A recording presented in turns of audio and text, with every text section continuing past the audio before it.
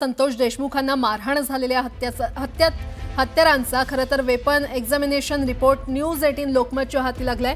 9 डिसेंबर 2024 रोजी सरपंच देशमुखांचे अपहरण करून हत्या करण्यात आली होती। संतोष देशमुखांना 4 वेगवेगळ्या हत्यारांना मारहाण करत हत्या करण्यात आली होती आणि त्यांच्या हत्येसाठी कराड गँगने 4 शस्त्र वापरली होती। गॅस पाईप, गाडीच्या क्लच वायर असलेला धातूचा चाबूक, तर लोखंडी पाईप आणि लाकडी बांबूचा वापर हत्येसाठी करण्यात आला होता।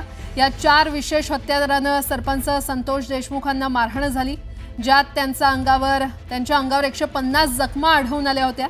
तपास यंत्रणेने कल्पनाचित्र रेखाटून आरोपपत्रात ही माहिती सादर केली आहे। आणि या संदर्भात अधिक माहिती देत आहेत आमचे प्रतिनिधी सुरेश जाधव आपल्यासोबत जोडले गेलेले आहेत। सुरेश, काय अपडेट?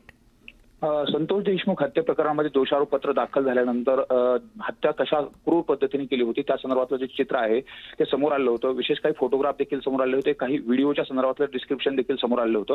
मात्र आता जे हत्याराचा जो एक्झामिनेशन रिपोर्ट आहे तो अत्यंत महत्त्वाचा आहे आणि उद्या भविष्यामध्ये ज्यावेळेस न्यायालयीन प्रक्रिया चालत असताना या हत्यारानं संतोष देशमुख यांचा मृत्यू झाला आहे का या संदर्भात वैद्यकीय अहवालामध्ये देखील तशा पद्धतीने नमूद केलेलं आहे।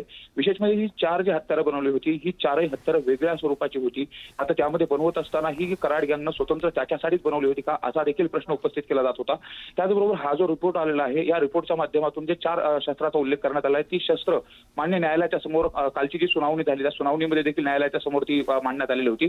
त्यामुळे एकूणच या शस्त्राच्या माध्यमातून संतोष देशमुख यांची कशा पद्धतीने हत्या केली आणि निगूढ पद्धतीने हत्या केली आणि या जवळपास या हत्याराने मारहाण करत असताना संतोष देशमुख यांना 150 जवळपास उरण त्यांच्या शरीरावरती होते। त्यामुळे सगळे जे काही उरण आणि ज्या हत्याराने मारहाण केली त्यामुळे हा एक्झामिनेशन रिपोर्ट अत्यंत महत्त्वाचा ठरणार आहे आरोपींना कठोर शासन करण्यासाठी। बरं सुरेश, धन्यवाद या सविस्तर माहितीसाठी।